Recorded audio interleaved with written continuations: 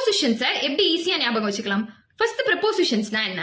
First part of the சென்டென்ஸ்க்கும் next part of the சென்டென்ஸ்க்கும் இருக்கக்கூடிய ஒரு கனெக்ஷனை சொல்றது தான் ப்ரிப்போசிஷன். அது ரெண்டுத்துக்கும் இருக்கிற ஒரு ரிலேஷனை பத்தி பேசுறது. ஃபார் எக்ஸாம்பிள், இப்போ என் கையில இந்த பென் இருக்கு. பென்ன்றது வந்து இட்ஸ் அ நவுன். அது first part of the sentence அப்படின்னு வச்சுப்போம். நெக்ஸ்ட் பார்ட் ஆஃப் த சென்டென்ஸ்ல ஹேண்ட் இருக்குன்னு வச்சுப்போம். அப்ப இந்த பென்னுக்கும் அந்த ஹேண்டுக்கும் இருக்கிற கனெக்ஷனா நான் எப்படி சொல்லுவேன்? The pen is in my hand. In அப்படின்றது ப்ரிப்போசிஷன். ஸோ ப்ரிப்போசிஷன்ல நிறைய டைப்ஸ் இருக்கு. ஸோ ஃபர்ஸ்ட் டைப் ப்ரிப்போசிஷன் அப்படின்ற வார்த்தையிலேயே பொசிஷன் அப்படின்னு இருக்கு. ஸோ ஃபர்ஸ்ட் டைப் வந்து பொசிஷனை பத்தி பேசுறது. எங்க அப்படின்ற கேள்விக்கான பதில்.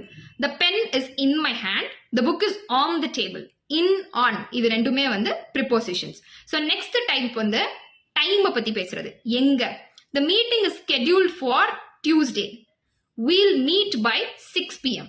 நெக்ஸ்ட் வந்து preposition of direction or manner. So இதை வந்து எப்படின்னா, she walked into the room. Into அந்த டைரக்ஷன் சொல்லுது. ஸோ இன்டுன்றது preposition. We reached by car. எப்படி வந்தோம்? By car. ஸோ பைன்றது ப்ரிப்போசிஷன். ஸோ இப்போ ஓவரால் ப்ரிப்போசிஷன்ஸை ஈஸியா ஞாபகம் வச்சுக்கிறதுக்கு இந்த 3 கேள்விகளை ஸ்டோர் பண்ணிக்கோங்க. எங்க, எப்போ, எப்படி.